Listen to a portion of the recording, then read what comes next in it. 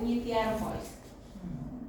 Yana u pul o'tkazish yo'li bilan 33 milliongacha 10 million plastikda beriladi va 5 million naqd pul ko'rishida beriladi. Endi bizni tadbirkorlarimiz ko'proq pul xohlaydi, chunki o'zini biznesini boshlagan bo'ladi. O'shaning uchun biz o'zimizda bankimizda yana bitta anaqasi bor, kredit turi mavjud. Bitta kafil asosida boyagidek 50 milliongacha naqd pul ko'rinishida kredit beramiz.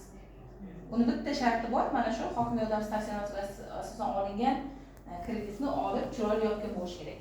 Hozir bo'lgan ta'timi degan narsa bor, boyagi chorniy anaqa chorniydagidagi hech qanaqa kredit yo'q. Chorniydagi narsa yo'q.